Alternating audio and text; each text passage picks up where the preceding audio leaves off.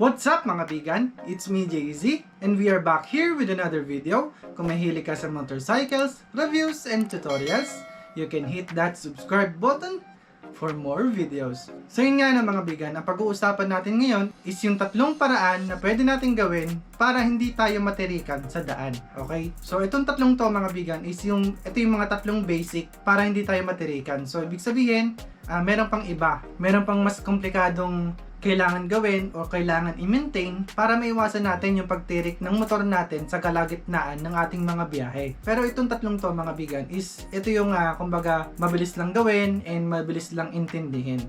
Hindi to masyadong komplikado. Kaya yon, simulan na natin. So ang unang paraan para hindi tayo matirikan sa daan is kailangan i-maintain natin ang ating mga battery. Paano i-maintain? So dapat huwag natin papaabutin na diskargado na o wala nang laman. So kumbaga dapat all goods lagi siya, no? Dapat malakas pa rin yung binibigay na kuryente para magtuloy-tuloy yung andar ng ating mga motor.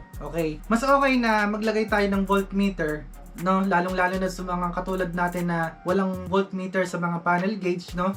Ang NMAX kasi ata meron na, tsaka yung mga Aerox, yung click. Pero yung tulad ng Mio i125, wala pang sadyang voltmeter, no? Kumbaga magpapalagay pa talaga tayo. Kung magpapalagay tayo ng voltmeter, mas ma-monitor na natin yung takbo ng battery. So, kadalasan ang voltahe ng isang magandang battery is 14 above hanggang bumaba ng 13.5, mga ganon. Kapag nag-12 na yan, no, minsan ano na yun, paubos na yung karga. So, malaking bagay talaga na meron tayong voltmeter. So, dako tayo sa ikalawang paraan para hindi tayo matirikan ng motor ay dapat fully maintained ang ating spark plug. So, anong ibig kong sabihin?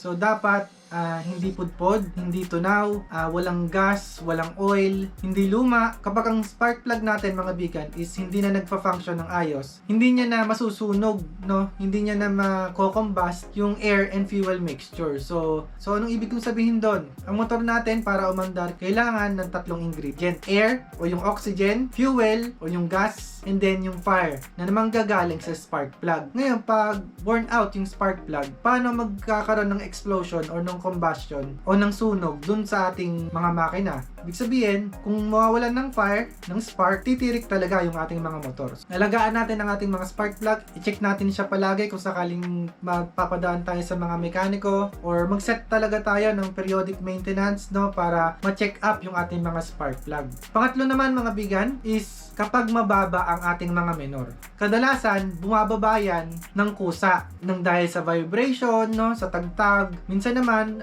sadyang binababaan para bumaba yung gas consumption.